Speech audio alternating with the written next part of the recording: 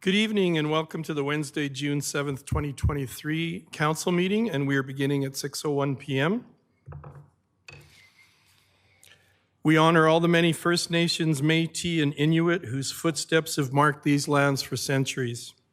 We acknowledge that the ancestral and traditional lands on which we gather are land of the Blackfoot Confederacy and Treaty 7 territory, a traditional meeting ground for many Indigenous peoples, and in particular our neighbors, Siksika Nation, on whose traditional territory we work, live, and play, and on whose traditional territory we stand and where Strathmore resides. At this time, I'd like to confirm the agenda. Are there any emergent items from any of the councillors tonight? I think we can go to lead services. Is there anything there? Are you... I just have a couple things under 10.1, Your Worship, but nothing urgent, just normal. Okay, thank you. So at this time, I'm looking for a motion to confirm the agenda as presented. Councillor Peterson. Your Worship, I would move that we confirm the agenda of the regular council meeting of June the 7th, 2023. Thank you. You've all heard the motion. All in favor? Aye. And that motion is carried. We have no public hearing tonight. Public comments. Are there any public comments from anyone at home or in our gallery that may deal with anything on the agenda tonight? Yes? I'm here to talk about something. What is it you wanted to talk about? Oh. Okay, I think you have to present it a bit earlier than same day. Oh, it was 3 days ago. Yeah, the agenda was already out and printed and released to the public. So if you want to resubmit, we could get it on the next council agenda. Oh.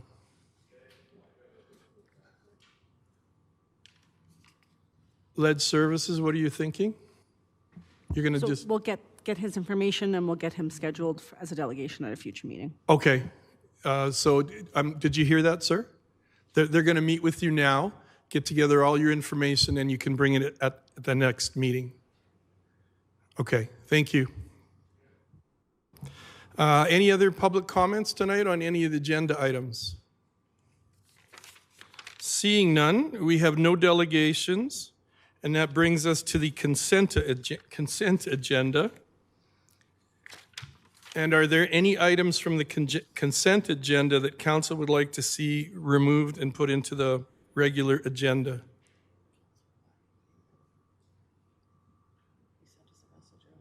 Councillor Wiley, did you have a comment or no?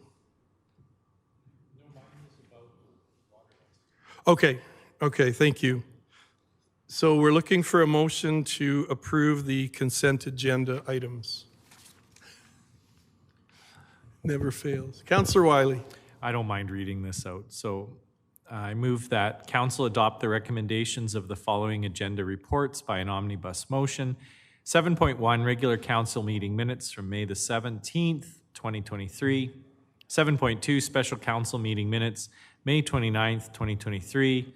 8.2, Public Art Mural Skills for Success. 8.4, Community Improvement Program, SIP Funding Recommendations. 8.5, Memorandum of Agreement, RCMP Watch Clerks Multi-Year Funding Agreement. Thank you for that motion. Is there any discussion on that? And seeing none, all in favor? Aye. And that motion is carried. We move now to item 8. 8.1, 2022 Town of Strathmore Financial Statements, which is found on page 17. Good evening, Tom, and welcome back. Good evening, Mayor and Council. Thanks for allowing me to speak and present the 2002 financial statements. We are a little delayed this year. Typically, this would be presented to Council in April, but with some challenges getting the financial statements ready. We are here probably about a month and a half late, but I think that we have a good product and some things that we can share with council from the results of the past year. So I'm going to start off the presentation for tonight, and then we'll have Darren Adamson from Vail CPA also present some additional information to supplement our financial statements. So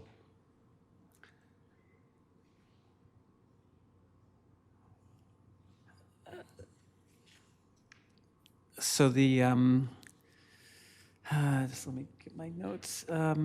So we'll start off with the statement or the consolidated statement of financial position. So I'll kind of go over a couple of key highlighted items that maybe, I don't know if council has gone through the numbers in great detail, but I'll just maybe highlight some variances between last year and this year, and maybe just put some context to what that information means.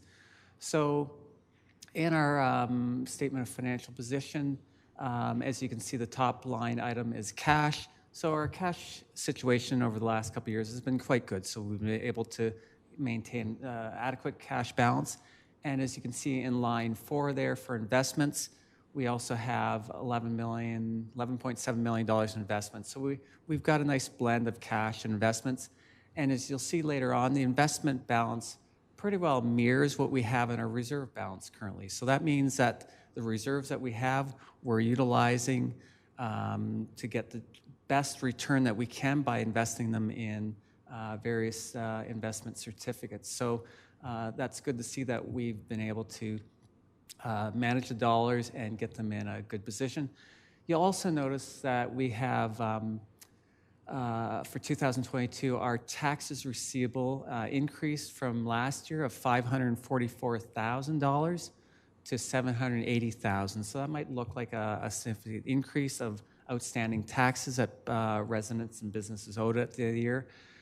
The reason why that increased so much is in December, we had what we call a supplemental tax bill, which is a tax bill that goes out during the year for a portion of the year, and that was related to the solar farm. So we didn't bill Capital Power until December, and they did not have to pay until January 31st.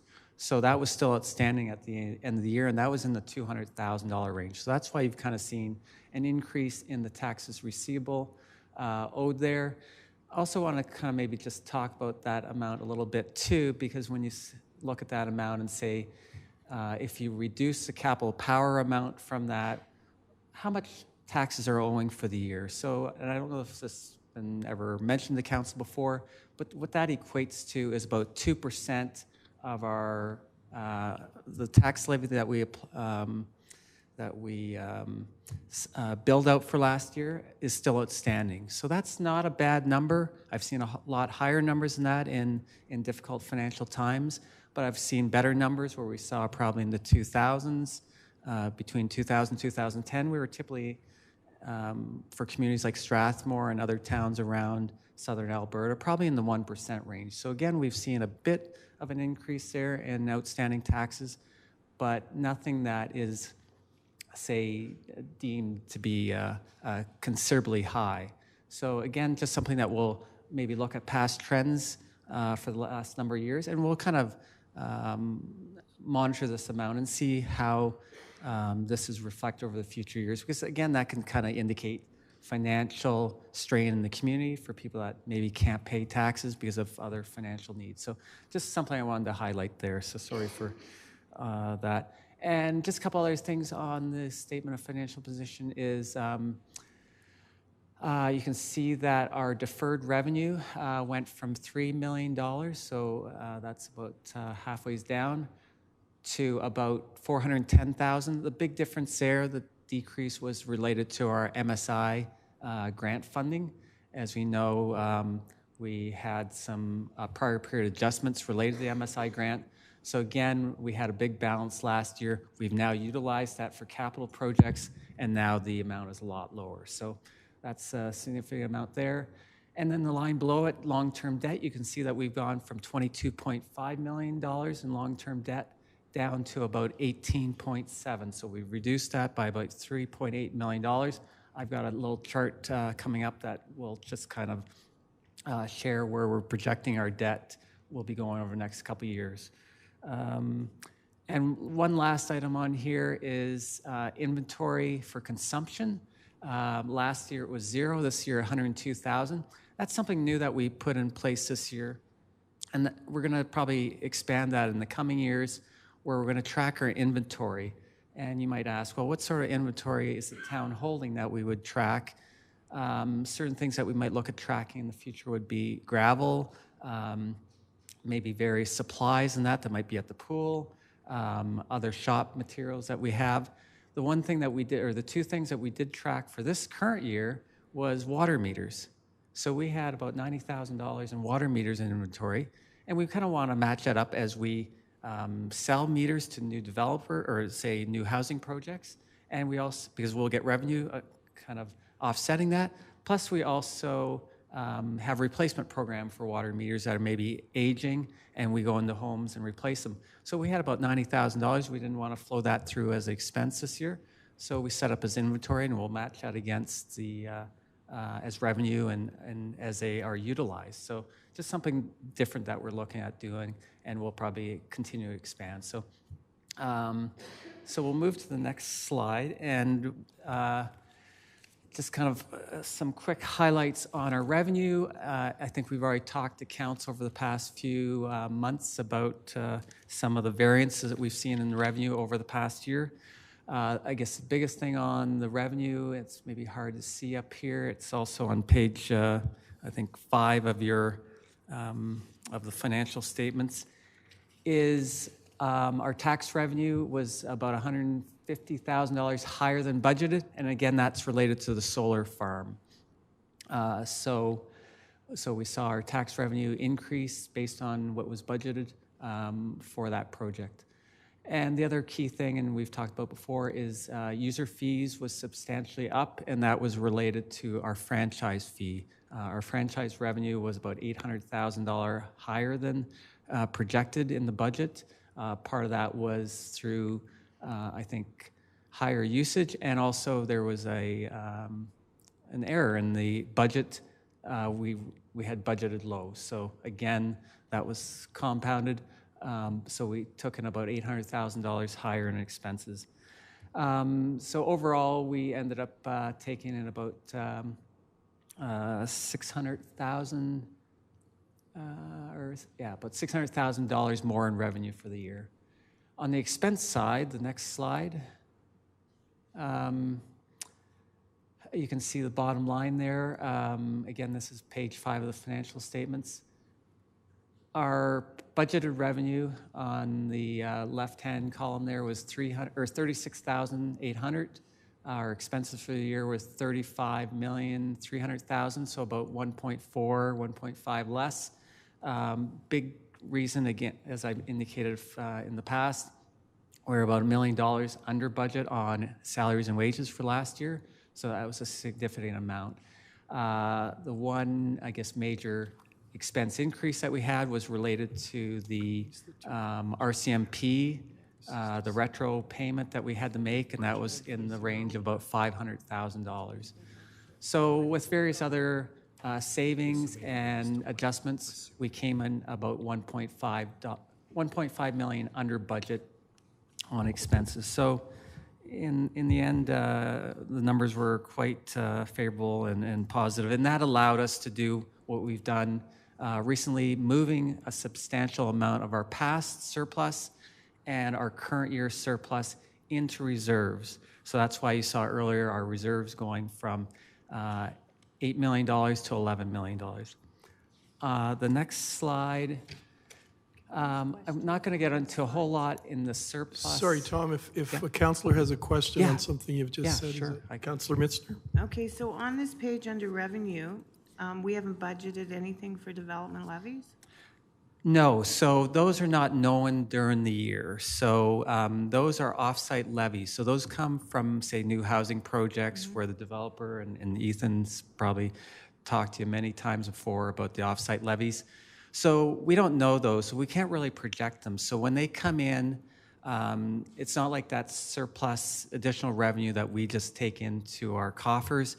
We bring it in, but we also then move it out as an expense or transfer it into our off-site levy reserves. So the revenue shows up, we record it as revenue, but then we transfer it over to the offsite levy reserves, and then that shows up as part of our reserve balance. So good question. And you'll see that in a couple spots. I think there's also maybe in that same area, Councillor Mitzner, on contributed assets, I think. Oh yeah, disposable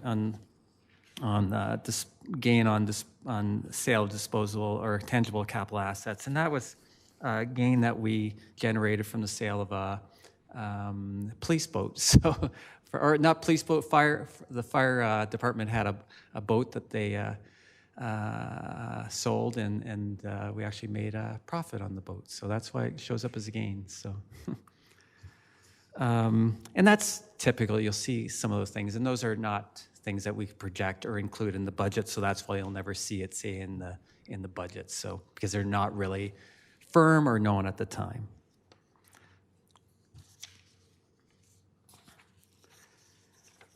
So on our surplus here, and it's really this is always a hard number to say. Well, is this good or bad? I look at some of the numbers here and they make my head kind of spin too on what they really mean. So I'm not going to go into a lot of the details. I think as we really focused on the revenue expenses there, we ended up the year. I think the key thing to take away from this is that our accumulated surplus end of the year increased over the past year. The next slide will talk a little bit more about what makes up that accumulated surplus of $213 million. And maybe just to identify back to kind of what you had pointed out there, Councillor Mitzner, is we've got a few line items here, one being for contributed assets, where there was nothing in the budget for contributed assets, but we have $1.6 million. So what that actually is that is assets that developers have transferred over ownership to the town. So in this case, the contributed assets were from the Edgefield Phase 2 housing project.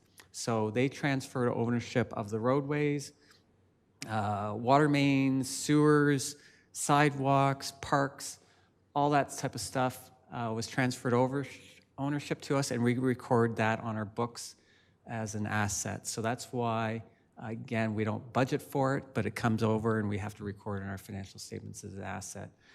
And the other item on there, as you can see, is the prior period adjustment, and that's, as I indicated before, related to that MSI grant adjustment that we had to go back and make for the last couple of years. So, so that rolls up into our accumulated surplus at the end of the year of $213 million,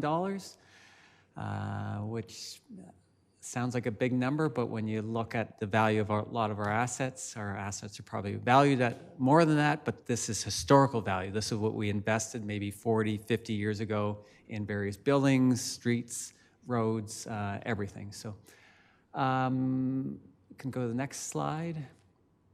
And as I indicated, we saw the $213 million. So ending balances, as I indicated before, you can see the internally restricted surplus being our reserve accounts, about $11.4 million. So we've increased that a fair amount from moving last year's unrestricted surplus in there, plus our I think there was about $1 million from this year's surplus that we moved in there. And we still have in our unrestricted surplus about $260,000. So when we reported to council and had council about a month and a half ago move a lot of dollars, I think $3.2 million, into the reserve account, at that time we were only projecting about $10,000 being left in the unrestricted surplus. Actually, we ended about $250,000 more. One was just before I did the report for council, I missed a number, and that was $130,000. And then we had a few other adjustments that were in our favor on just adjustments that we did for year end that made our surplus a little bit bigger. So that's good that we've got some unrestricted surplus of about $260,000. We have an internally restricted surplus of our reserves of $11 million, and then we have our equity in all our capital assets, being roads, buildings, various things, of just slightly over $200 million. So that's what makes it up. And then we'll just kind of go into a couple graphs here just to kind of highlight where our reserves have gone over the last 5 years.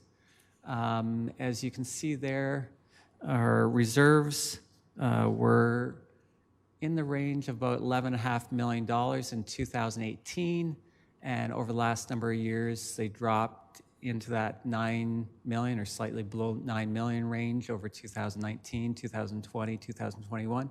And now we've been able to allocate additional $3 million over the last few months into the reserves and bring them back up, so that gives council and administration greater flexibility to meet, say, challenges, whether it's the capital budget or other maybe opportunities that may present themselves to council to make a financial decision to purchase something or maybe a repair that urgently comes up. So you can kind of see where we're been and where we're kind of have moved to.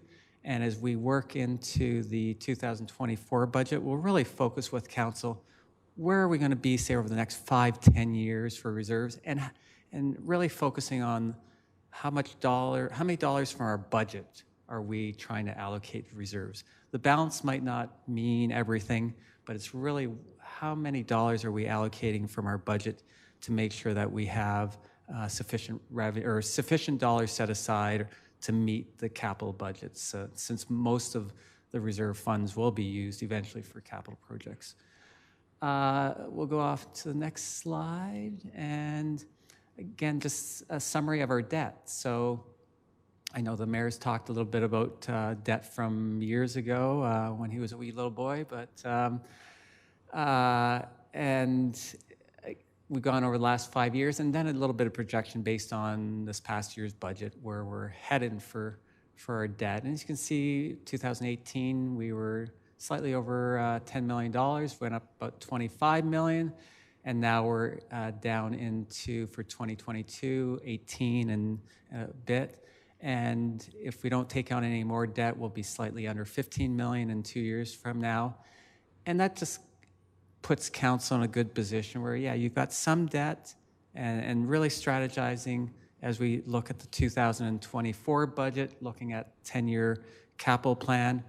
Hey, maybe there's some opportunities or times or projects that you want to utilize debt, because debt's always going to kind of go like this. You're never going to have just gradual, or you're going to have those spikes where you maybe have to spend $5-10 million. Maybe Ethan, I know, has his, as I bring up the water reservoir or other big projects that might come up, or there may be strategic things that council want to do with a recreation facility or whatever you might be. So again, really planning out, but at least I think we're in a good position with that to be able to offer flexibility with council. And just one last slide before I pass it over to Darren is our debt limit. So we're in 2018. We're the blue line, so we're slightly below 30%, our debt limit. We went up above 50%, which is quite high, but not unreasonable. And now 2022, we're about 37%, so we've now come into a good range. I think that offers council good flexibility for the next few years. And then if we don't take on any new debt over the next 2 years, we should come in around, I think, about 26, I think it was 26, 27% by 2024. So again, that's where council and administration can have those discussions about when debt is good debt and maybe when we shouldn't be utilizing it or when we should be utilizing it. So we'll be getting more into that in the next 3-4 months. And the red line there is the average of the 105, 107 Alberta towns.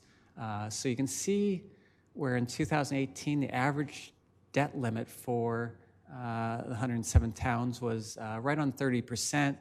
And I did this calculation, or I looked at all the numbers for all Alberta municipalities back to about 2014, and it was pretty consistent in that 29-30% range. But as you can see, over the last 3 years, we've actually seen an increase in debt across Alberta towns from about 30% up to 35% for 2021. Of course, we don't have all the numbers for 2022. So I found that to be quite interesting, that we have seen what I would consider a significant increase. It's not like a 1 or 2% increase, it's a 5% increase. Some of that may be related to COVID-related projects that municipalities took to undertake to stimulate the economy and that.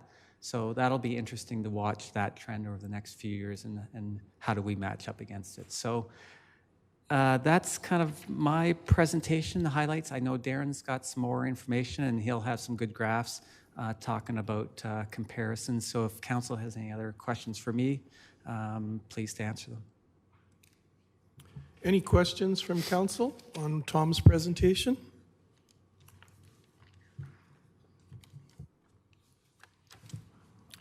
I guess I just have a comment just to thank you. So there was a couple of key highlight statements that you guys gave us in the administration package that in some highlights from 2022 include reduction of debt by almost $4 million, increased reserve funds by savings up to another $2.5 million. I just want to repeat that. I know it was in your presentation, but I just think anyone watching at home should be aware of just how much work and how much progress your administration has made and in taking care of our debt and our savings. So it was a fantastic year. So just thank you so much. Those are the numbers that jump out for me. Thank you, Councillor Wiley. Any other questions or comments for Tom? And I just echo Councillor Wiley. I'm absolutely impressed with the reduction in debt and the increase in our reserves. And I look forward to, well, with some trepidation, to see the next 10 years what's unfolding for us. I can't wait, Ethan. I'm going to buckle up. Thanks, Tom. So at this time, is this where Darren will also present from an undisclosed location? Good evening, Darren, and welcome back. Good evening, Your Worship, members of council. Are you ready for me to get started? We sure are. Okay, I'm going to just see. I think I tried to share my screen here earlier just as a test, and it looked like it was going to work. So I will just do that now. Hopefully that you can see that okay.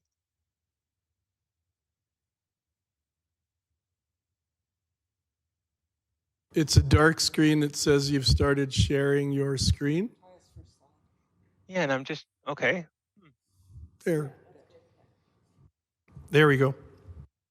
Can you, is it the slideshow? Yes. Okay, there we go. Okay, so Tom covered a lot of the highlights already. So if some of my slides maybe are a little bit repetitious, but if so, I'll just kind of skip over them. So what I wanted to do is cover a few things. One is the independent auditor's report, just the highlights there.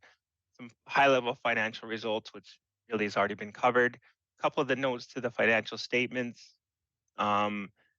We did provide a full indicators of financial condition package that has, I don't know how many, 12 or 15 graphs that show different, like a 5-year trend in various areas to show how you're doing, how the town's doing, and how you compare to other municipalities. And I've selected, I think, 3 or 4 of those just kind of that I think capture some of the highlights. There's one management letter point we can quickly talk about. I see that's in the agenda package, so I don't think we probably need to bother going in camera. Same thing with post audit letter. So that's kind of what I wanted to cover. So as far as the auditor's report itself, I won't read it to you, but some of the highlights are, first thing is our opinion. So we obviously are hired to do the audit and to provide our audit opinion. So we do whatever audit procedures we feel are necessary. We ask a bunch of questions and read a lot of documents and do some testing and make sure everything is supported properly. So at the end of the day, we were able to do everything we needed to do to provide a clean auditor's opinion. So we do feel these financial statements fairly present the results of operations of the town.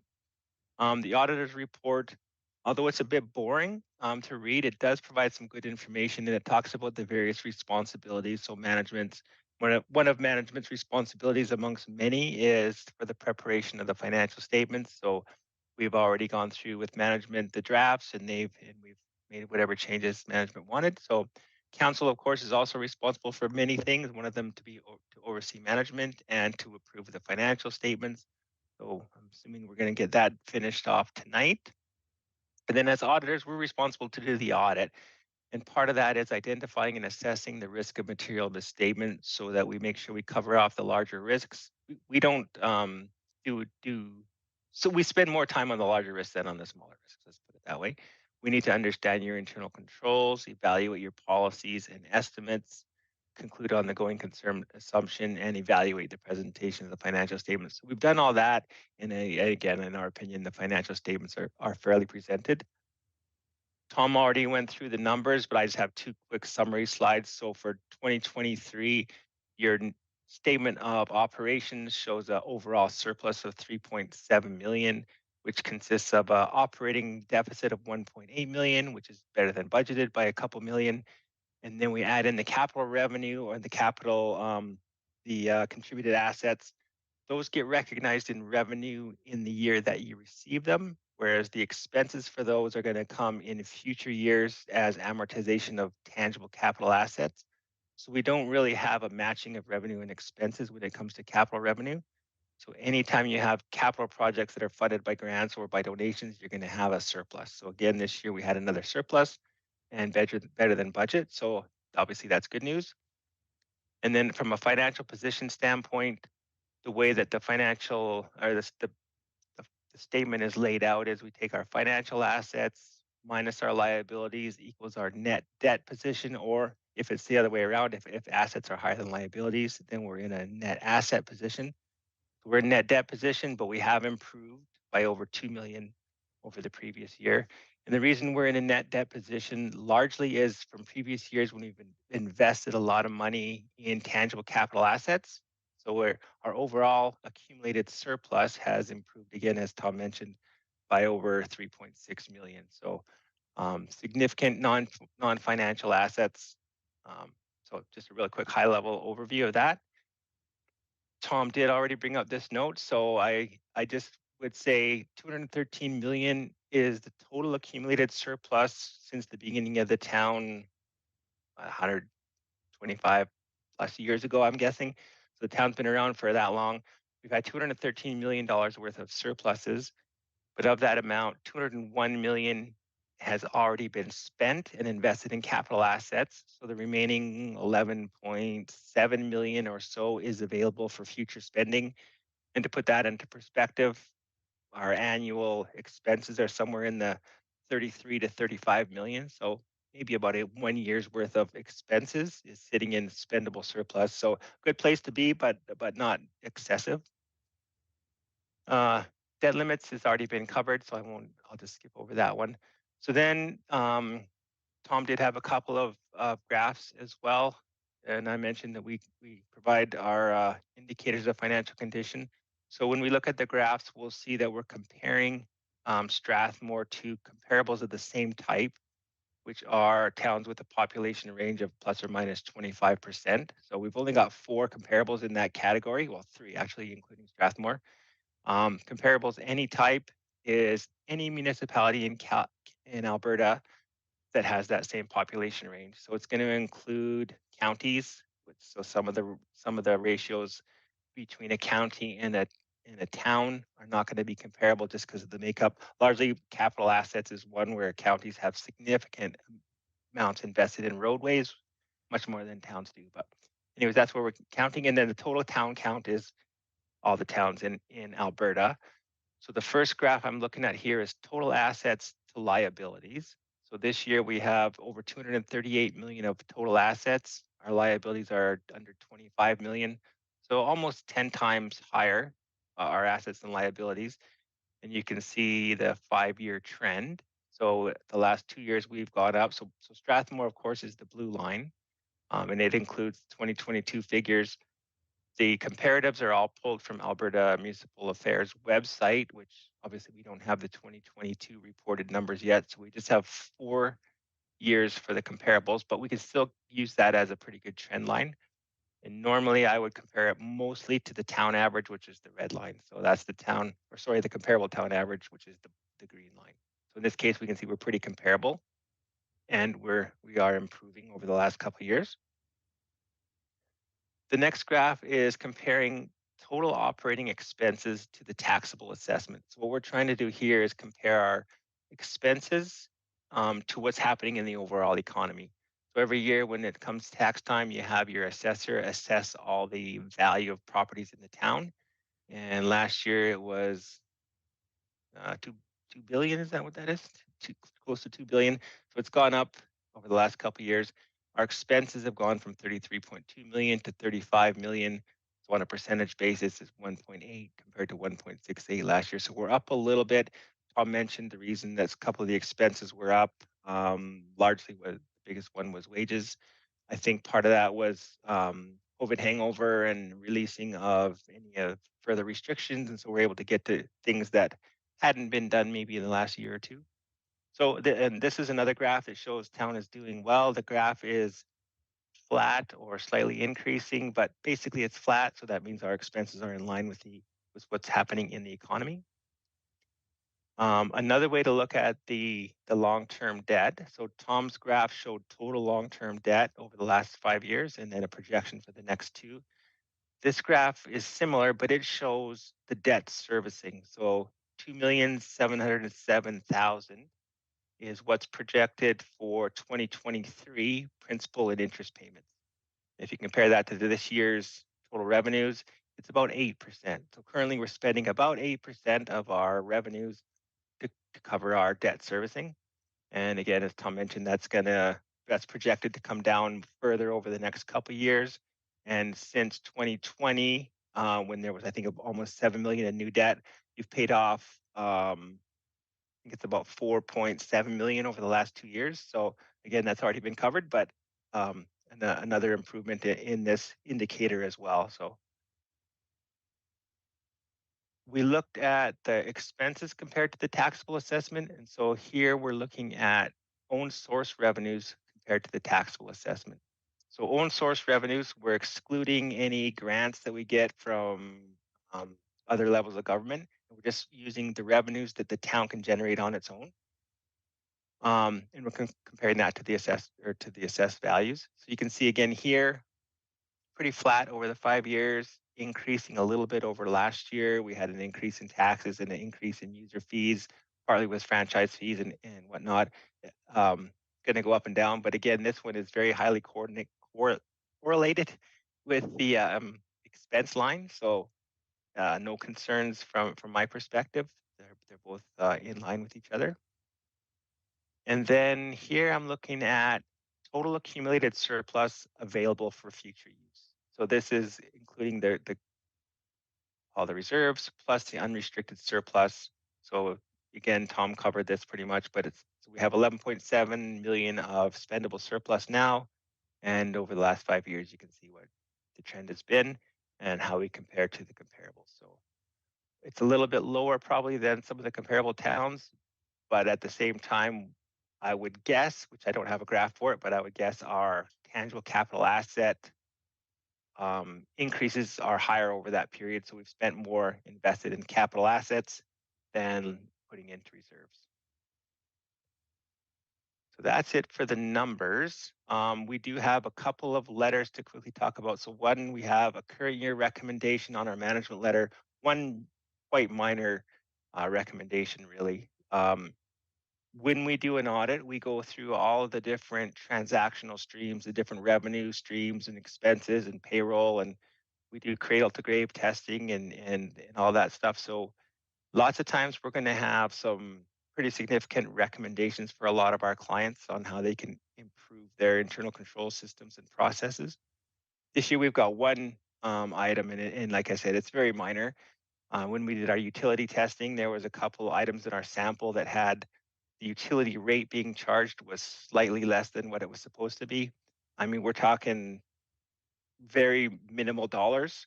The amounts have been corrected since year end. I think it was less than $800 in total between the different customers. So it was definitely not significant to any individual resident, and it has been corrected since year end. So that's the only issue that we came up with. So, and again, pretty trivial, but we just thought we'd mention it just because it is part of that automated system, so to make sure that it's being taken care of. I would like to thank everybody in the accounting department for all their help during the audit. So Leanna, Tom, Kara, Joy, I'm sure there's several others. From talking with Thailand, who was our lead auditor, she said it was everybody was very cooperative and helpful, so she wanted to pass on her thanks. And then finally, we have our post-audit letter. Some firms call it an audit findings letter.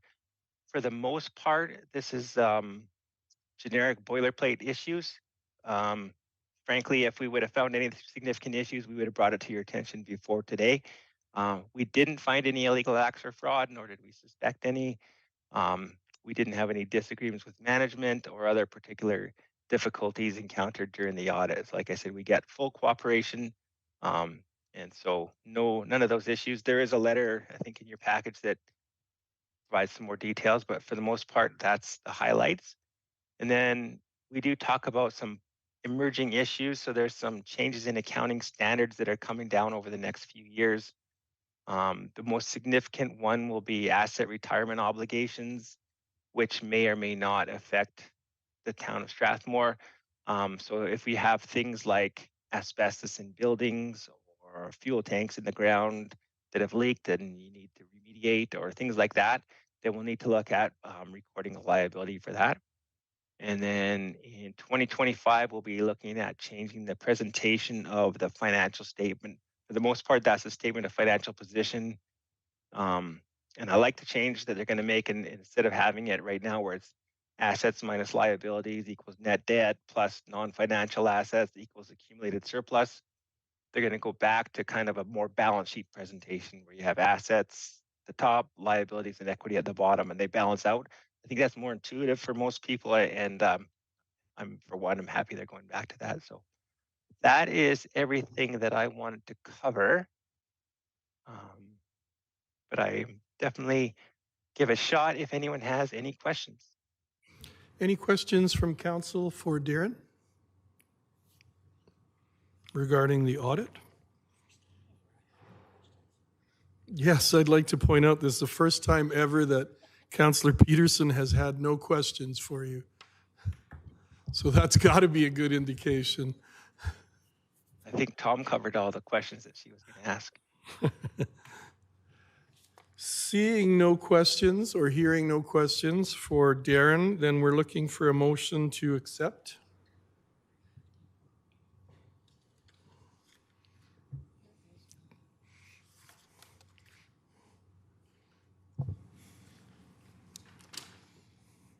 Councillor Peterson. Your Worship, I would move that council accept the 2022 financial statements as presented. Thank you for the motion. Is there any discussion on that? Just a tremendous thank you to all of our staff, and thanks again to Avail for their work. Thank you, Councillor Peterson. I'll call the question. All in favor? Aye. And that motion is carried. Thank you, Darren, and thank you, Tom and Leanna, everyone involved. Mark, for trying to make the motion. And that brings us to 8.3, Culture and Wellbeing Task Force. Good evening.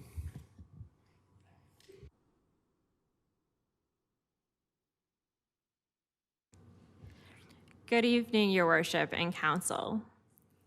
This past fall, Council supported a grant application to the Alberta Government's Settlement, Integration and Language Projects Program, known as SILP, to support initiatives to increase our community's social service capacity to meet the needs and lived experiences of our newcomer communities, and develop a welcoming and inclusive community for all. Administration was successful in the application and was awarded funding in the amount of $258,000 for a 24-month project.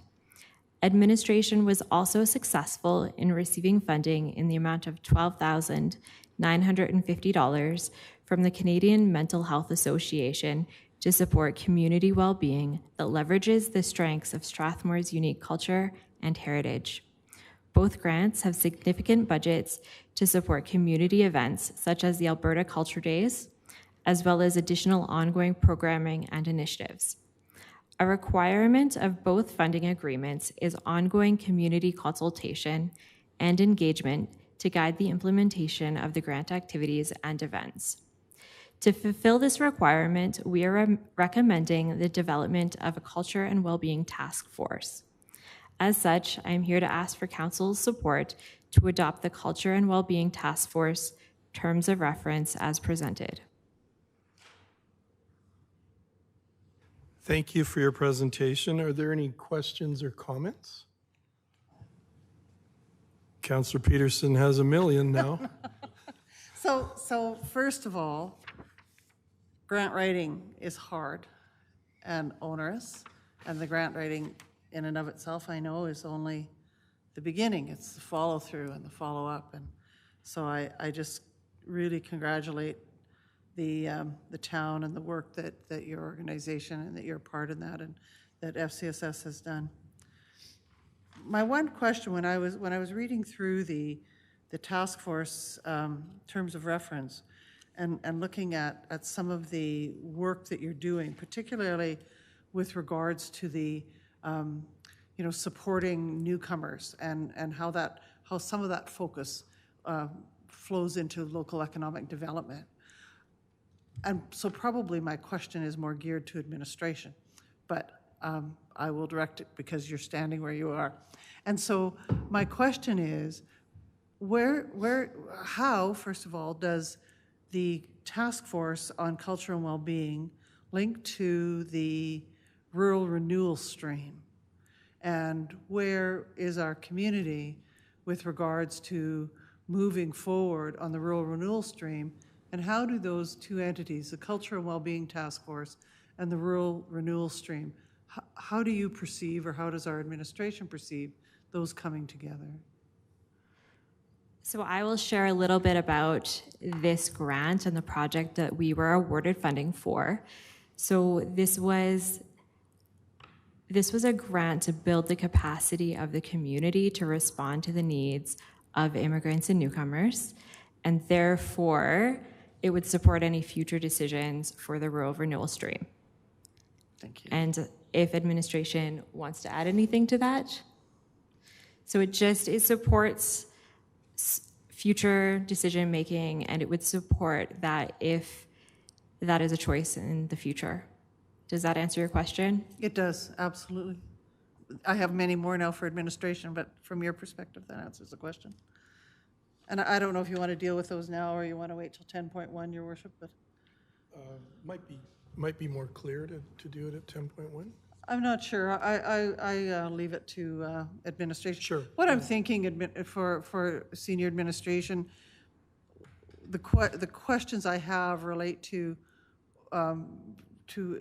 how we propose moving forward, and if administration would consider bringing something back to a meeting relatively soon, as this initiative is underway relatively soon. I'd like to see what that juxtaposition looked like. Yeah, we can look at that. So as Melissa said, this is kind of the framework or the beginning. This is phase one. I mean, phase two is more of the, I guess, the economic enabler or the support or whatever comes out of that work towards the local business community. So it's, while this is phase one, phase two is actually already kind of started. Community Futures is kind of taking on that work. So we continue to progress ahead on it. That said, there's been a lot of discussion at the provincial level about a new program, and so there's a little bit of flux at the moment that we're monitoring as well. So do I understand then that Community Futures is undertaking the rural renewal strategy? Because they can't, right? It's us that has to do that, my understanding. Well, they're getting the economic data background or the employment data background in that to help us to work on that. So my concern is that now for 22 months, employers in our community have been before this council. They've continued to ask questions about what's happening with the community in terms of the rural renewal system, or the rural renewal stream, and what we're doing. They want to know what we're doing. Hiring is becoming increasingly difficult. And one of the things that we told them some months ago is that we were looking to do this supported program prior to engaging or taking action on the rural renewal stream. So they're going to have more questions. Yep, and we've talked about it publicly, and we've taken this approach. We've surveyed a lot of other communities. So again, we're working within the parameters of the current program, but we understand that could change. But we're trying to avoid the pitfalls and the things that didn't work in other communities by the approach we're taking here, and we're doing the upfront work to deliver a successful program instead of jumping feet first in and producing something that hasn't worked in other communities. So I've had conversations with Whitecourt, Claresholm, Brooks, primarily, and they would say, or at least from their commerce perspective, from their chambers and from their politicians, that it's been extremely positive. So there have been pitfalls, but they've been able to cope with them, and that the outcome of that has been extremely positive. And I apologize to you, Ms. Moss, for talking about this at a time that is a diversion from what you're bringing, but I see the two of them as integral in terms of the connection. And I, from a personal perspective, I understand that it's not the perspective of this council. There's no motion. There's there's been no vote and no direction on this. But from a very personal perspective, I feel that we are lagging sorely in this area, and that it is impacting our capacity to grow and our capacity to maximize safety nets for our economic development and community going forward. The sort of, either grow or stagnate, and our employers, particularly in the community, are suffering. So I am prepared to bring forward a notice of motion if necessary. Well, I'd suggest maybe we come back on June 21st and we'll give an update, because we are following the council direction that we've been given. So if council wants to change that direction, that is fine. Can we can do you that. review that for me, what that council direction is? Yes, for next time we'll bring it forward. On June 21st? Yes. Okay, thank you. Thank you. I have a question procedurally, and that's to Lead Services, either Kara or Chris.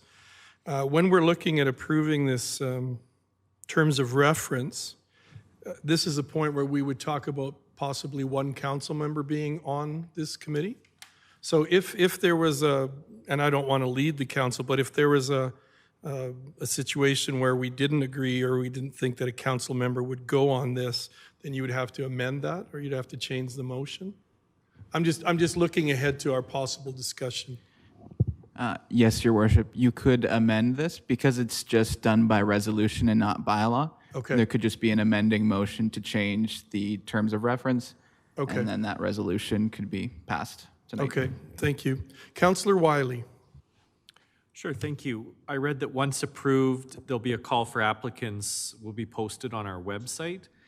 I guess, how will administration be promoting it outside of the website? And specifically, can council be notified just so that we can promote it within our social circles?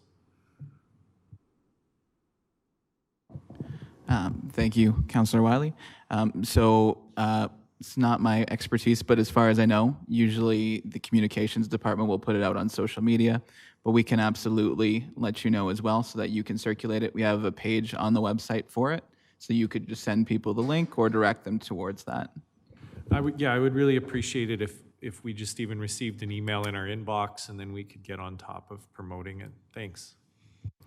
Thank you. And my question to council is, does council feel comfortable with potentially having one council member on this task force?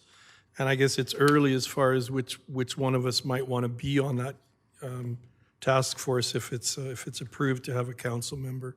I'll go to Councillor Langmaid. Thank you, Worship. I'll offer a comment on the councillor, and then I'll follow up with my question. Given that we've been previously given the advice that we should be limiting our involvement on committees.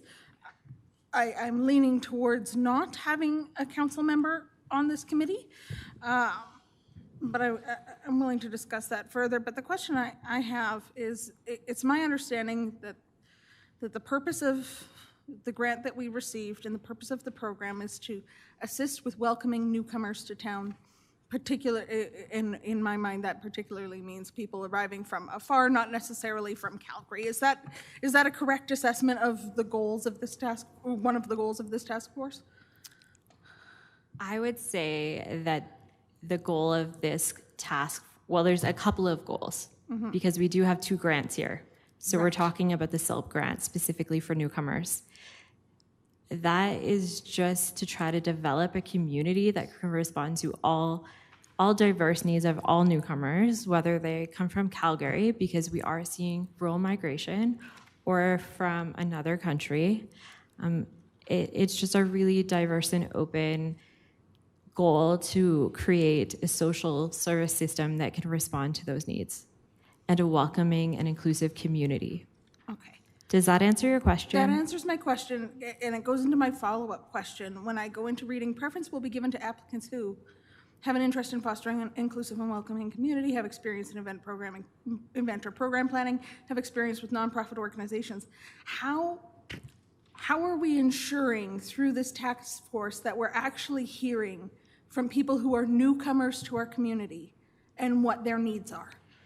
Because this could be, looking at the public at large representatives, this could be 3 people who lived in Strathmore their entire lives and have never been welcomed to our community. So how are we ensuring that we're hearing that perspective? That's a very good question. So you'll notice that in the terms of reference, it's a minimum of 3.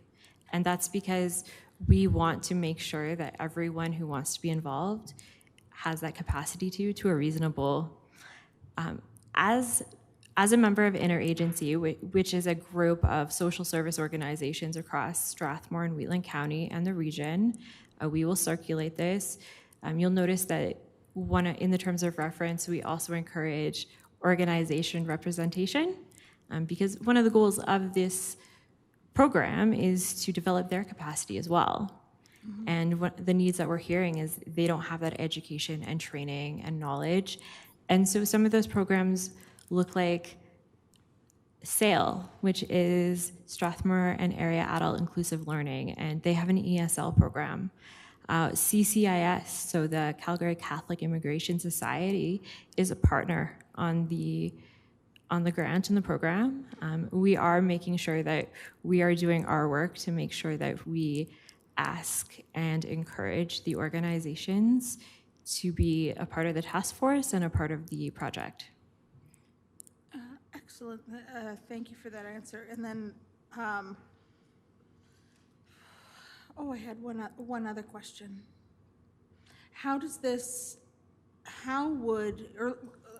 Let me go even further back. Earlier this year, we received a social needs assessment and a report that documented the social needs within the community, and I see that as very much tying into this initiative and helping maybe give some direction through reports that we already have. Would that report be used to help, kind of introduce this task force to some of the challenges we're seeing in our community that might be impacting newcomers from near and far? Absolutely. And an additional needs assessment was completed in 2022 by the Calgary Catholic Immigration Society on the town of Strathmore to assess the needs of newcomers and immigrants specifically. So that will also provide knowledge that we can use to progress and start this program and project. Excellent, thank you. Councillor Peterson. Thank you, Worship. My answer in terms of Mayor Fuel's query around does a councillor need to be on this committee, I think that council needs to support the committee, but I don't think that we need to sit at the table. It gives additional opportunity for other people to come and sit at that table. Having said that, I think that you know, if council wanted to come and sit in on your meetings, you probably wouldn't kick them out. And so I think that there could still be, you know, some kind of active participation without formal participation in terms of, you know, how that was perceived. My only question is with regards to the monitoring and evaluation piece, and I was just asking, will you set up a template for that, or is it included in the actual grant structures of the programs that you already applied for and received? So I did include a specific evaluation and measurements in the grant application that we have to follow. We as FCSS do have a pretty robust logic model, and so I believe there will also be additional evaluations captured and a different data models that we can take trends and insights from. So with the Calgary Immigration Society process and the United Way, both having brought those needs assessments to the fore in the community in the last year, will they have any input into that as in terms of looking at the outcomes? And I'm interested to close that circle. I just think it would be really interesting for those groups that did a really intensive needs assessment for this community, how they would see the outcomes that we've achieved, you know, sort of that third party, you know, people who are in the business of this all the time.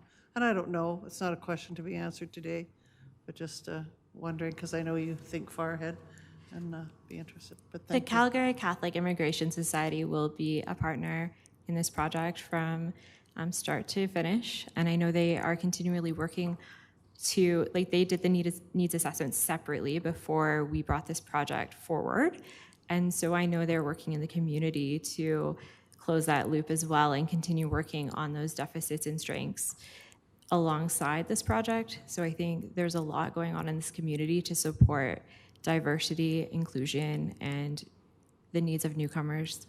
Thank you.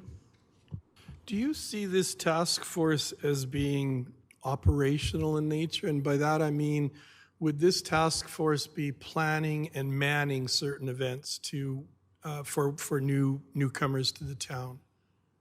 Or is it more of an overarching planning and policy type of an organization? I would say the task force is mainly to offer community consultation and guidance. There's no decision-making, like direct decision-making power. Will we hopefully get them to buy into events and support events as volunteers? Absolutely. Does that answer your question? Yeah, I think it does. I guess I'll turn to administration. Just a question to you, CAO Scoble. Do you see this as something that a council member, are there any pitfalls or any things that we need to consider as far as having a council member on this task force?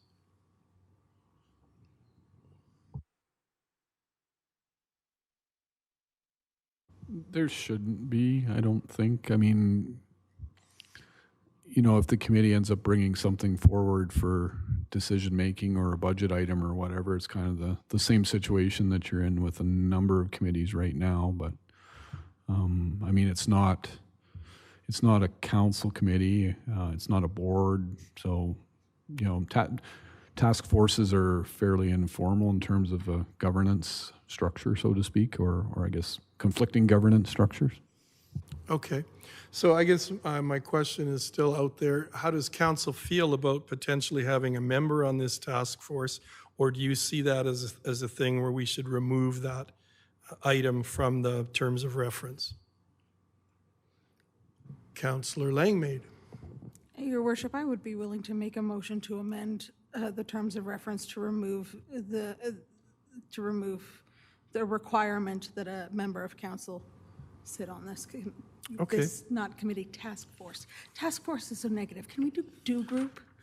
Thank you. And actually, Councillor Lang made that motion would allow for us to discuss too. So that'd be perfect if you're ready, willing, and able. Sure. I move to amend the, pardon me, I'd like to make a motion to amend the Culture and Wellbeing Task Force terms of reference to remove all references to a council member, or to remove the requirement of a council member being a member of the task force. Thank you for that motion. And now that we have that motion on the floor, is there discussion on that? Does anyone feel strongly about it one way or the other, or? Seeing none, I'll call the question. All in favor? Aye. Aye. Okay, thank you, Councillor Montgomery. Thank you. So we have passed an amendment to that task force terms of reference. Thank you for your presentation, and I guess we'll look forward to hearing more about this. Thank you so much. Thank you.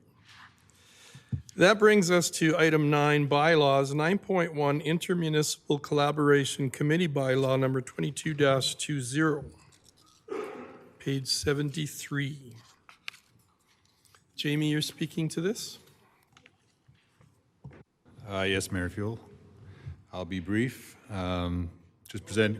Sorry, Jamie, just before you go on, I just want to check with Chris. We voted to amend the task force, but we haven't passed the amended. We passed an amendment to the task force, but we haven't adopted the task force. Councillor Peterson. She's got it. Councillor Okay. Councillor Peterson. Thank you, Worship. So I would move that Council adopt the Culture and Wellbeing Task Force terms of reference as amended and presented in Attachment 1. Okay, now is there any discussion on that motion? Councillor Langmaid. Thank you. I just have a follow-up question. I just noted that it's in the terms of reference that the quorum for the meeting will be 4, but I also understand that the task force, the size that's written in the document here is a minimum size. It could go up to a maximum, a larger size, since this is a minimum of 3 is how it's written. So if we went up to say something like, I don't know, I'm going to throw a number out there, 11 members, would we still have a quorum of 4 based on our terms of reference? It's just a procedural, silly little question, but I just want to make sure that I've considered it. Yes, I think in this case, just from listening to the discussion on it, it's more of an informal thing, and it also makes it easier to say maybe you have 11 members, but not everybody can attend every meeting. Then at least you don't have to worry about getting more than 4 members to get quorum. Perfect. Thank you very much for answering that question. It wasn't a huge concern, but I wanted to make sure I asked. Thank you. Thank you, Councillor Langmaid. We have a motion on the floor. All in favor? Aye. And that motion is carried. And now thank you for your presentation and your ability and willingness to answer any and all questions. Now that brings us to 9.1. I'll say it again because I enjoyed it so much. Intermunicipal Collaboration Committee Bylaw number 22-20, page 73. Good evening, Jamie. Good evening, Mayor Fuel, Council. Like I said, I'll keep this brief. Administration is bringing forward a bylaw in order to, adopt and approve the terms of reference for the Intermunicipal Collaboration Committee. This terms of reference was reviewed by the Intermunicipal Collaboration Committee on April 11th and approved on May 25th. The terms of reference will essentially enable the committee to move forward and start some very important work on the Intermunicipal Development Plan and the Intermunicipal Collaboration Framework, so to look at how we can benefit from shared services between the 2 municipalities. So I won't go into a lot of detail, but I'll answer any questions, but we're hoping that Council will adopt the bylaw tonight. Thank you. Thank you for your presentation. Are there any questions about the terms of reference? Councillor Langmaid, would this be a point where you would raise your question? Where we're talking about quorum and numbers of members?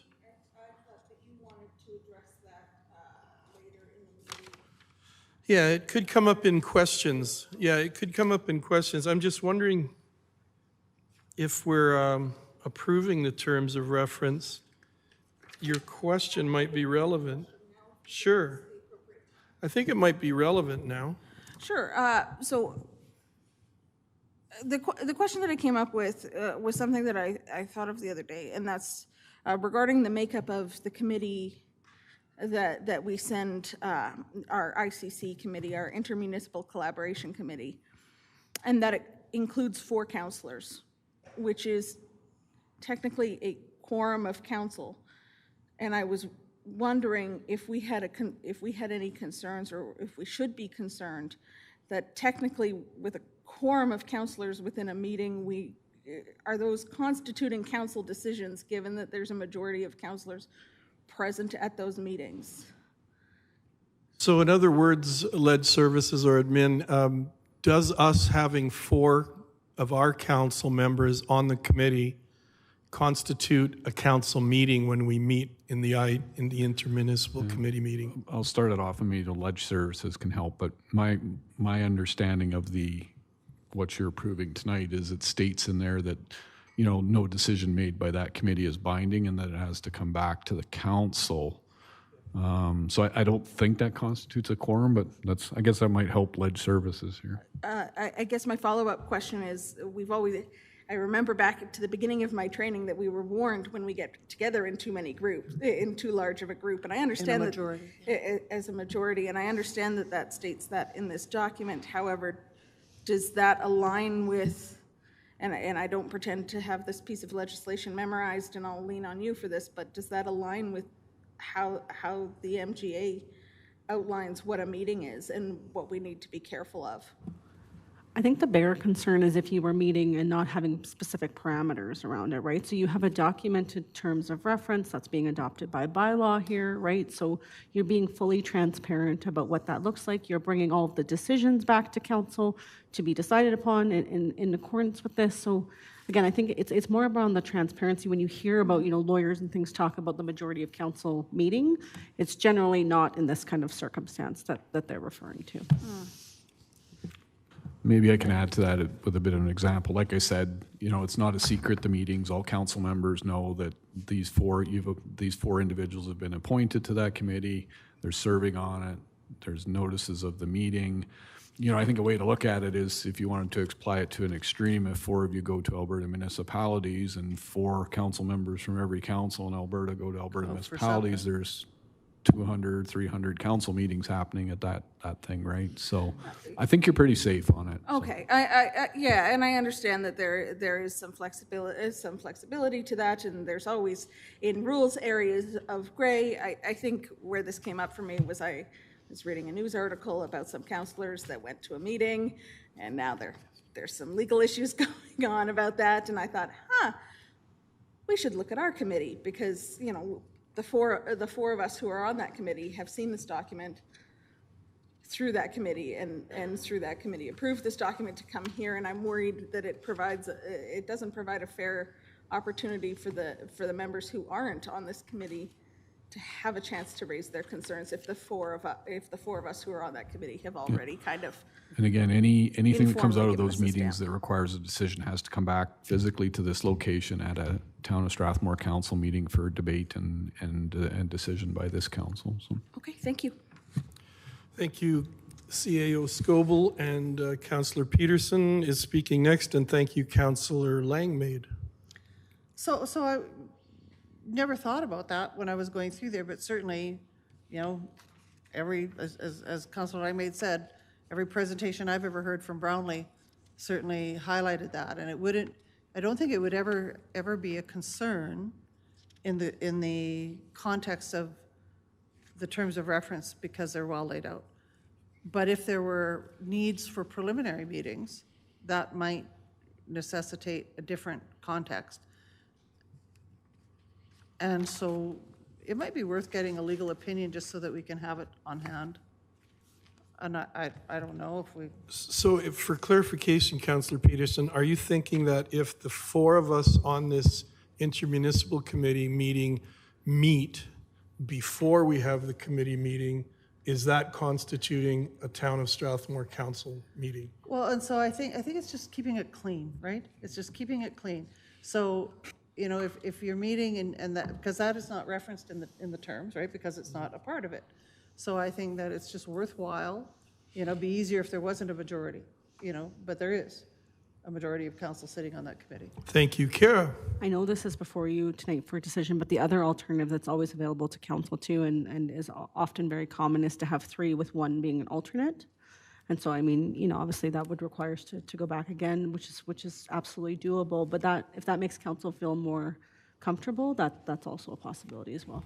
That actually might be a good resolution, a compromise, that we have 3 on the committee with an alternate 4th.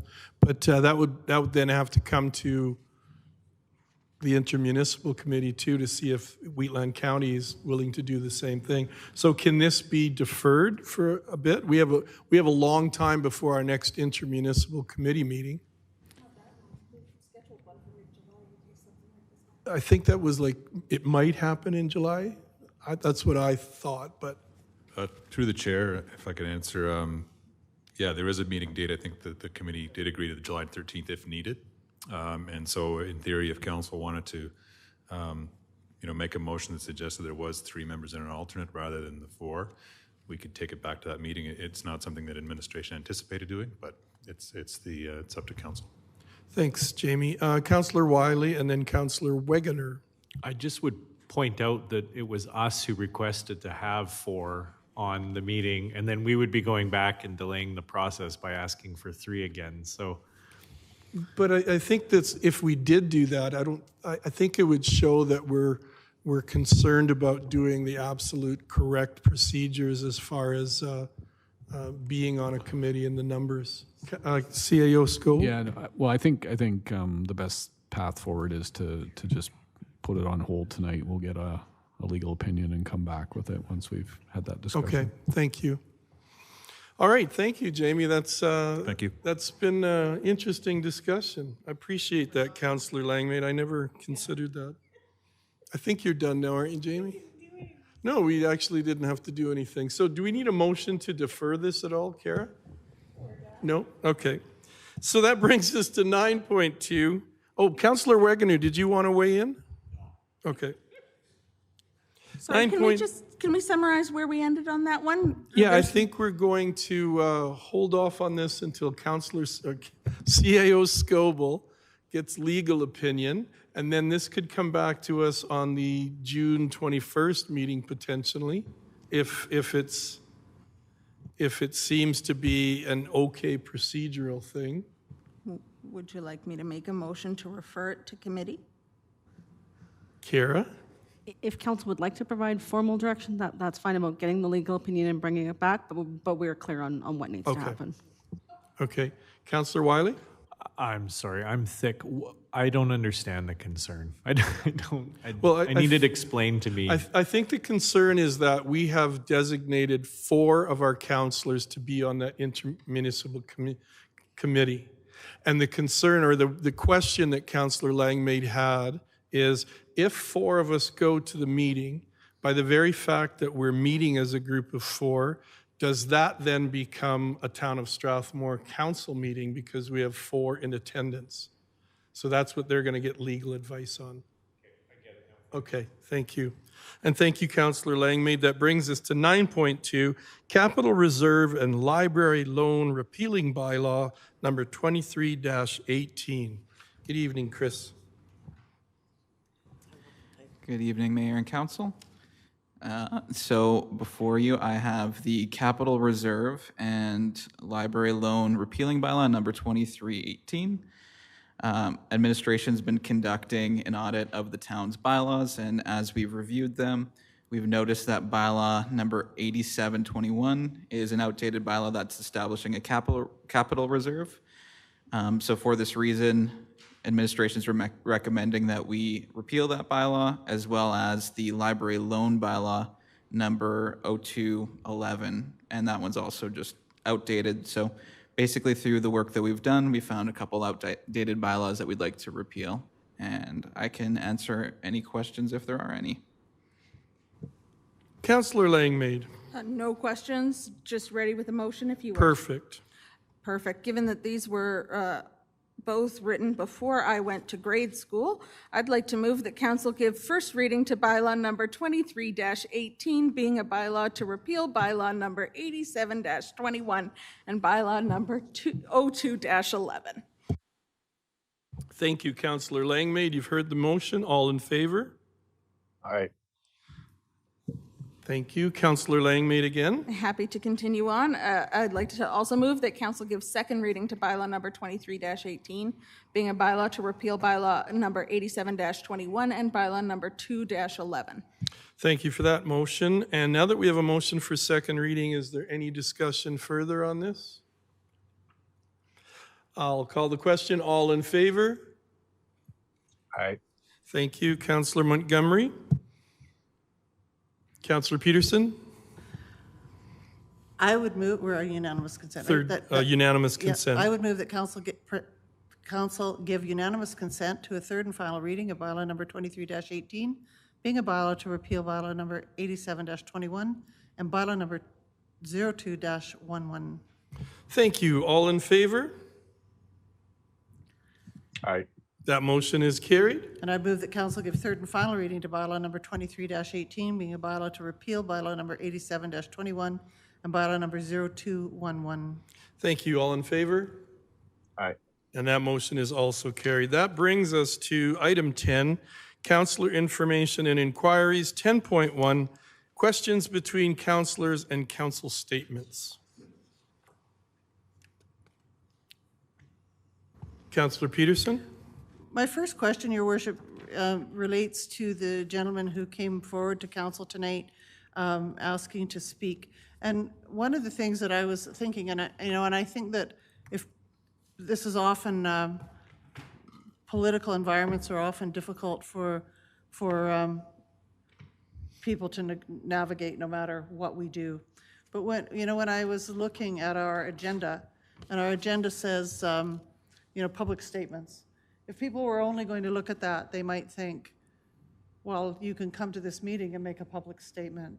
And so I think that maybe this is something that we can do better, that we can do, that there's some other language that we could put there that would mitigate the confusion that sometimes our public has when they think they can just show up or come onto the Zoom Connect and speak to or have public comments, because we ask if there are public comments, and they don't often know that. So maybe there's a better way to do that.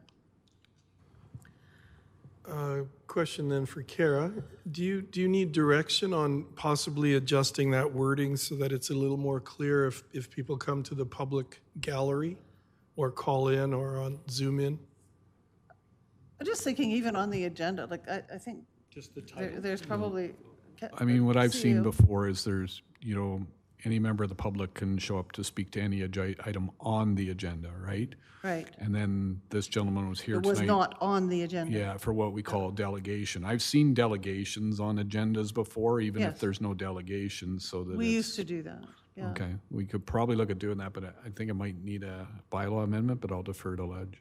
Yeah, and I don't know how to go about it either. I just know that when people see public comments on there, like as is listed on our agenda, where it says on number 4, public comments, they just think they can come and speak. And I know that it's lined out, but yeah. If I can, one thing that actually we used to do where I was before was we actually had a little blurb under Yes. public comments to explain Yes. that it was specific to items on the agenda, right? And so perhaps, for delegations, whatever, we could do something simple there as well that wouldn't require a bylaw amendment, but would also make it transparent and hopefully clear for the public. Would that? Well, I just got some text messages in the midst of the meeting tonight, and one of them said, but it says public comment, so I think that's really a great suggestion. And I'm not, this is not a criticism of our services, because I know it's laid out in many other places, but just difficult for the uninitiated. I have a second thing, Your Worship, but I can go actually, Councillor Mitzer has I something. just have a quick question. So when the gentleman brought in his concerns, would he not be given something back saying, you missed this agenda, this is our procedure to take your complaint? Should he not have been given something? Thank you. So the reality is that when those requests come in, we have to review them, and then we would go ahead and schedule them. We are a little shorter staffed right now in ledge services, so it's possible that it just hasn't gotten to that process. Generally, then we reach out and say, thank you, we've received your request, and we'll go ahead and schedule them. We don't, I mean, we can speak to our front counter, but it's not necessarily their role to be the experts in all the different areas of administration. But they could just have a form that's a procedure, so that person could see, like, you give me this, I'll give you this. No? Sorry. Okay. So I think we're clear on what we're going to do. Yeah. We're good. Okay. Okay. Councillor Peterson. So, Your Worship, some time ago, administration provided a proposal on diversity, equity, and inclusion education for this council. And with council's forbearance, I guess I would step back and say we know that that our staff has opportunity now to undertake some greater understandings in this area, and the person that is doing that is going to be on site. And so, with council's forbearance, Your Worship, I would like to make a motion.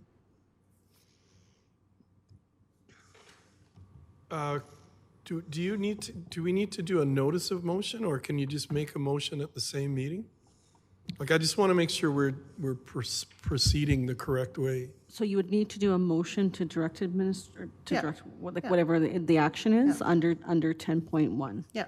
Okay. Thank you, Your Worship. Thank you. Thank you, Your Worship, for that. I would move, Your Worship, that administration arrange for council to have the same training consultant, the same training consultant, to provide an education session for those council members who are interested in attending on the diversity, education, and inclusion process on the evening of June 26, 2023. And did you want to speak to that? Oh, just, Your Worship, I've spoke to it many times. I'm really interested in learning more. I would really appreciate hearing. I know that this particular person has a great deal of a background in understanding bias. It's something that I'm very interested in learning more about. I'd like to hear the context. I just would really like to learn more, Your Worship. And I believe your motion has stated that it's optional, it's not mandatory. Of course, Your Worship. Okay, so. And if I might just say something else, Your Worship, too, if not enough council can attend for various reasons, or are so not inclined to attend, there are other people, other leaders in other service provisions and public sector areas, I think that would, if administration saw fit, they'd be more than pleased to be a part of this. Okay, thank you. Are there any comments or discussion on that motion? Councillor Wiley? Mine's just a procedural question. So I was under the impression that when it came to motions that they would be added to the agenda in advance, or at least be given to us a couple of days ahead of time so we could review and prepare. This motion is just being put in on 10-1, and now we're expected to vote on it. Is this proper procedure? So there was sort of I would say, an informal discussion about potentially sharing things as they come up. There's nothing formal about requiring a council member to specifically give notice or whatnot. I'm going to maybe defer back to council on why it's coming up this way, but because I don't want to get into the politics of it. But it is in alignment with the procedure bylaw and in alignment with the conversation that happened with Gord McIntosh when we brought him in. And your Worship, just respecting Councillor Wiley's question, it's a legitimate question. I only learned that the consultant was, I only recently learned that the consultant was here, and it just gives people opportunity to decide. But there's certainly no onus on the part of anyone to attend. Does that help, Councillor Wiley? Sure, but it does seem like a hole then in our procedure bylaw that at this point I could put forward a motion and then there wouldn't be an opportunity to read about it, research about it. come forward with information, ask administration for information. It seems like, I guess, I'm surprised that this is part of our procedure. Kara? If I can just weigh in a little bit, I think it was meant to provide council with a little bit more flexibility to be a little bit more adaptable and things, rather than to have to require everything to go to a full notice of motion. And so I think that was the intention of that. Ultimately, council can decide to refer this to committee of the whole for discussion, or do a whole number of things, but it was just meant to provide some flexibility for council as well. CAO Scoble?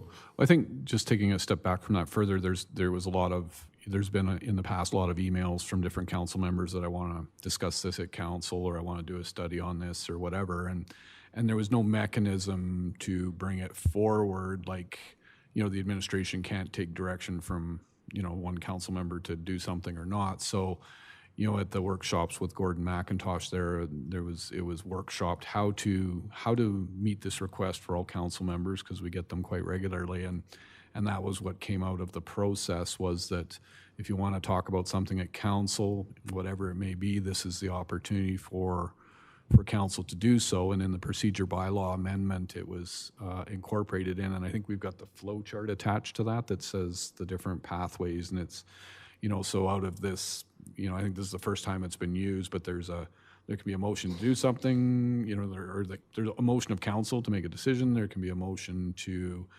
have admin write a report, or if there can be no motion made out of it at all, and it was discussed and that's it. So it was, I believe, it was built into the amended procedure bylaw that council recently approved. Yeah, it does make sense, because the item I have here is information about traffic on Centennial Drive. I was going to fumble through it and then take recommendations from administration how to proceed. So I guess it's just being clarified for me, so thank you. Thank you. Any more discussion on that motion? Then I'll call the question. All in favor? Opposed? Councillor Montgomery? Yep, I'm opposed. Okay, so the motion is carried.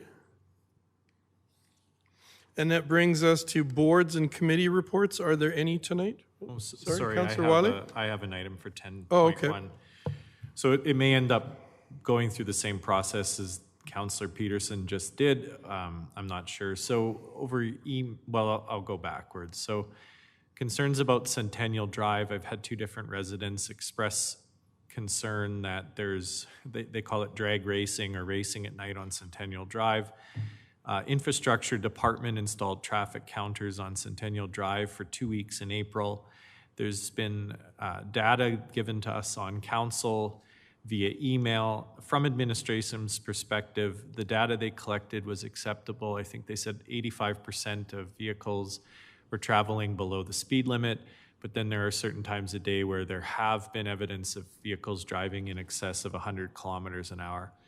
I was hoping administration would offer further info to council at a regular council meeting, just helping us go through the data, because there were some charts attached that I didn't understand, including an explanation of these charts and maybe options available for traffic calming devices. At this time, I'm not asking for an outside consultant.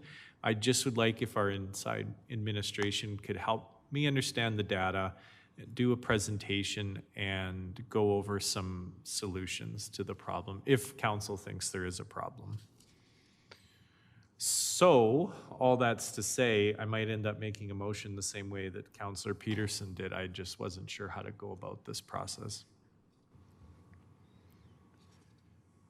Okay, so I believe with our workshop that we did with Gordon and Kevin, CAO Scoble just explained the process that you can bring it forward as a motion in council.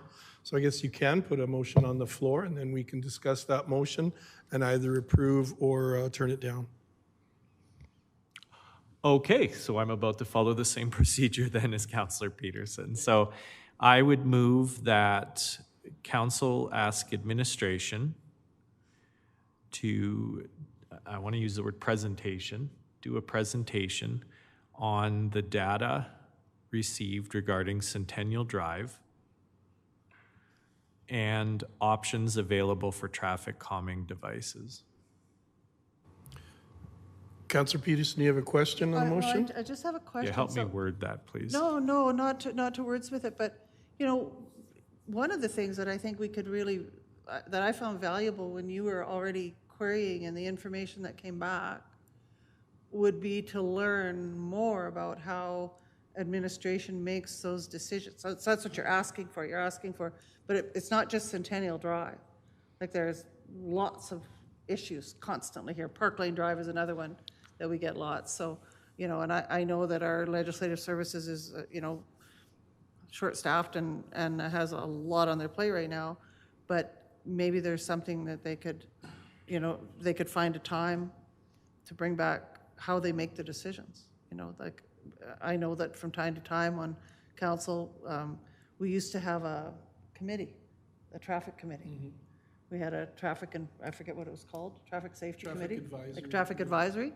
And that traffic advisory committee amassed a huge amount of data over time. It was a subcommittee of council or a separate committee of council. And we got regular reports. We used to get probably almost every month, Councillor Sobel would report on that. And it brought a lot of activity into that area and addressed a lot of the issues, and then sort of just was determined that it wasn't needed anymore. But new councillors haven't had that opportunity to have all that data. And so I don't know whether administration has capacity or, Well, so my motion is just specifically for Centennial just Drive. Centennial. But I think if administration was willing and able to go, if administration was able to go through just the chart, there was 2 attachments they gave us, help us understand it, give their recommendation again in a regular council meeting, I think it would be, I know I would appreciate hearing it in that way instead of over email. Any comments, CAO Scoble? Are you?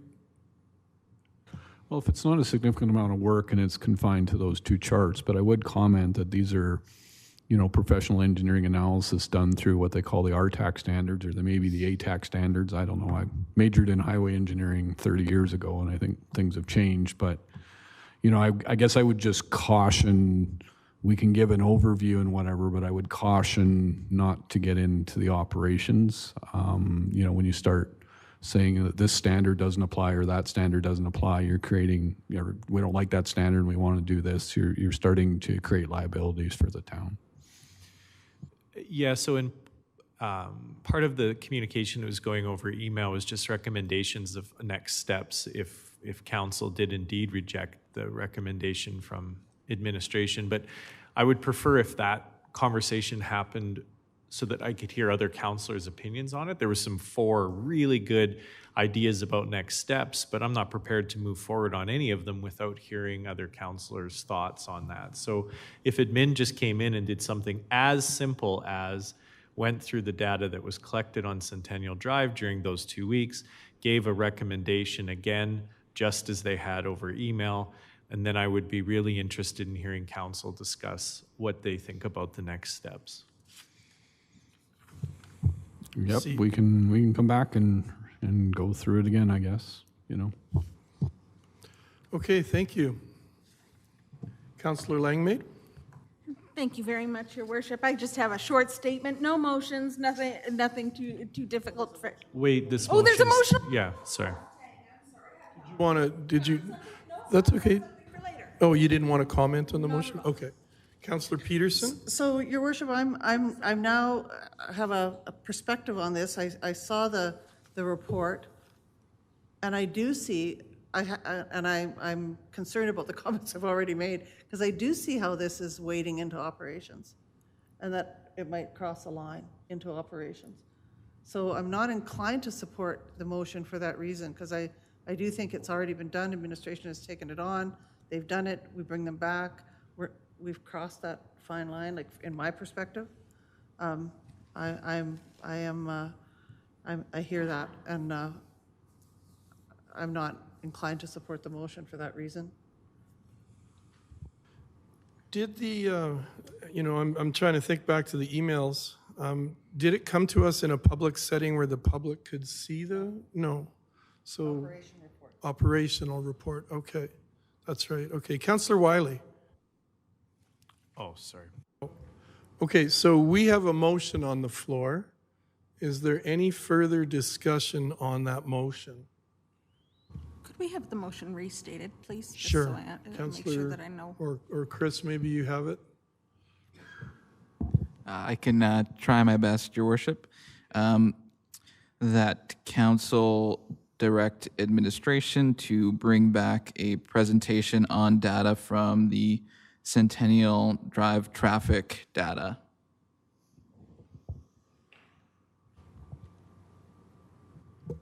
Councillor Mitzner? My concern, and I won't be supporting the motion, is it's too specific to only one traffic corridor. Thank you. Thank you for that. Any other comments? Then I'll call the question. All in favor? Aye. Opposed? And the motion is defeated.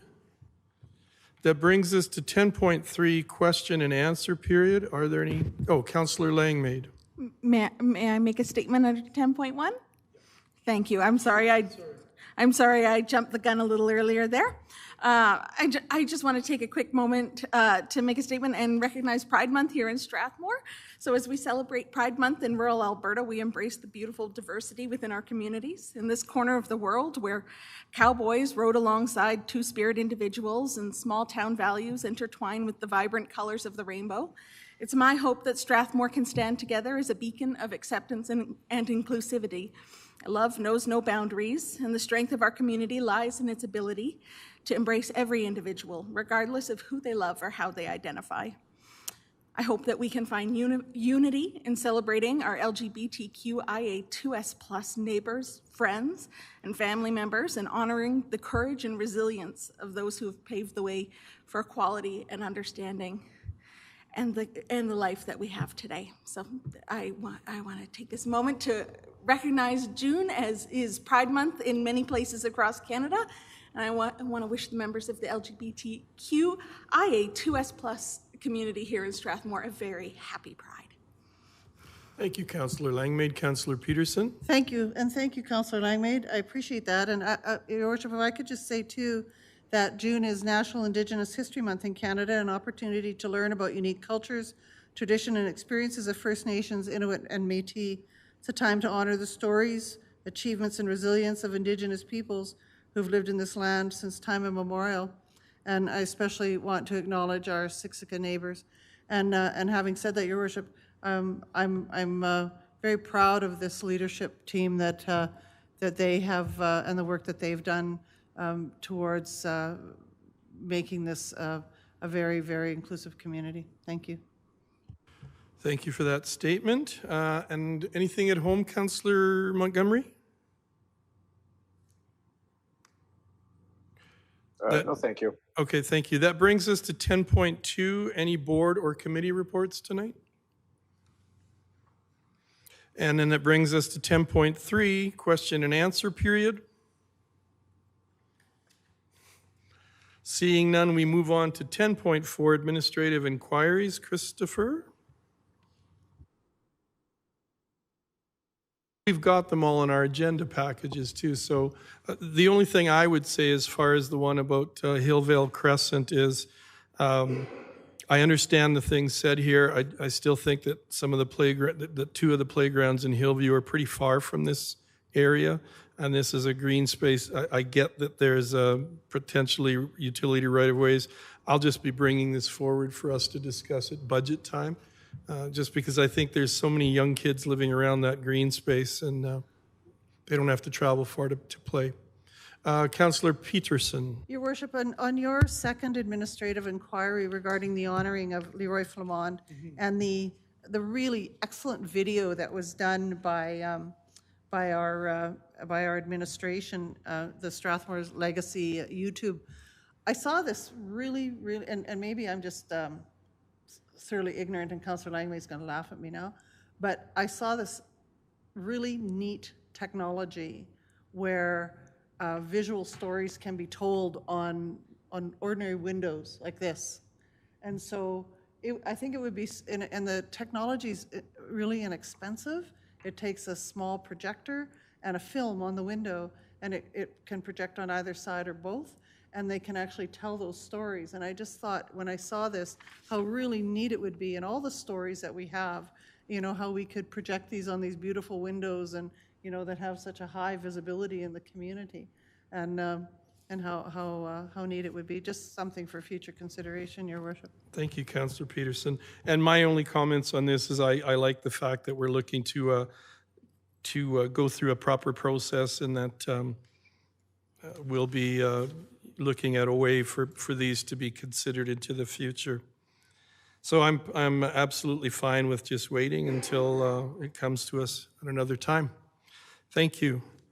And that brings us to notices of motion, 10.5, 10.5.1 notice of motion on page 97. Councillor Montgomery, are you speaking to this? I think you already did, yeah. So it's on now. Okay. Thank you. Yeah, so I guess I'll just be making the motion today, Okay, thank you. I presume. So I will move the council direct administration to prepare an amending bylaw for responsible animal control, bylaw number 18-18, to add an escalating fine to Schedule C for nuisance cats that are in violation of the bylaw on one or more occasions. And that council direct administration to bring the amending bylaw to the July 5th, 2023 regular council meeting. Thank you for that motion. And now that we have that on the floor, is there any discussion on that motion? It's coming July 5th, right? Right. Sorry. Oh, no, the motion is to bring it to. Oh, that's right, sorry. So any further discussion on, that's okay. Councillor Montgomery's motion? Councillor Wiley? I'm just going to speak. I don't think I'm in favor of it. Last time we read the animal control bylaw, I was content that the fees for being in violation were satisfactory, so I won't be supporting it. Thank you for that. Mark, did you want to weigh in? Thank you, Your Worship. Just to note that as per the bylaw amendment, as Councillor Montgomery has indicated, that we just need clarification if it's only for cats or if it's for dogs. Like the responsible animal control bylaw speaks about animals at large and that sort of stuff, as opposed to only cats or dogs. So if this moves forward, that would change the bylaw in some aspects. I'm not sure if that makes sense, but the fine bylaw relates to an animal at large as opposed to a cat or a dog. Okay. Thank you. So I'll go to Councillor Peterson, and then maybe we'll ask administration a question. So just in response to what Director Pretzloff has said, in the whereas where it talks about no fine, that there is no fine relating to offenses of nuisance cats, is that true, or can it come under animals at large? It's through the chair. It's animals at large. That's how it's drafted. Whether it's a cat or a dog, it's an animal at large. So the motion that's stated here speaks more about cats specifically. So technically, there is a bylaw that would relate. Correct. To Councillor Montgomery, did you want to add any comments there? Yeah, I guess I'll just clarify. So yeah, currently the bylaw does fine people for cats that are in violation of the bylaw. So a resident has contacted me about a cat that is kind of a repeat offender. So the point of this bylaw amendment is to amend the bylaw so that cats that are repeat offenders will have an escalating fine attached to them. So yeah, we already fine for cats that are violators, but this will just be to escalate it on repeat offenses. Thank you for that. Any comments from lead services as far as the effect on the bylaw itself? Thank you, Your Worship. I think Mark's opinion, he probably has even more to say about it than I do. So I'll take him at his word. Okay, so I still have a bit of confusion. If we pass this, then we have to bring the bylaw back to change it? That's correct, Your Worship, right? This notice of motion would direct administration to amend the bylaw and institute a specific one just for cats. Right now, it's written, it's an animal at large, and so therefore it's a little bit more all-encompassing. But again, at council's direction, we can try to do our best. But in essence, if I know this is just one cat, but if there are situations where other cats become repeat nuisances, that would be covered then? That's correct. Currently, there is there is a fine and a schedule of fines for an animal at large, whether it's a cat, dog, or. Okay, thank you for that. Does anyone have any further discussion points on that motion? Seeing none. Oh, Councillor Peterson? No, it's good, Your Worship. Then I'll call the question. All in favor? Opposed?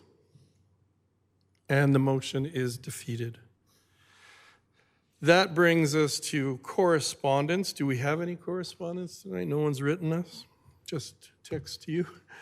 And that means all we need now is a motion to go in camera.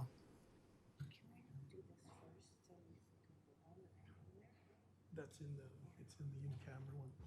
So, motion to go in camera, Councillor Peterson. Your Worship, I move that we go in camera at 7:51 p.m. Thank you. All in favor? Councillor Montgomery?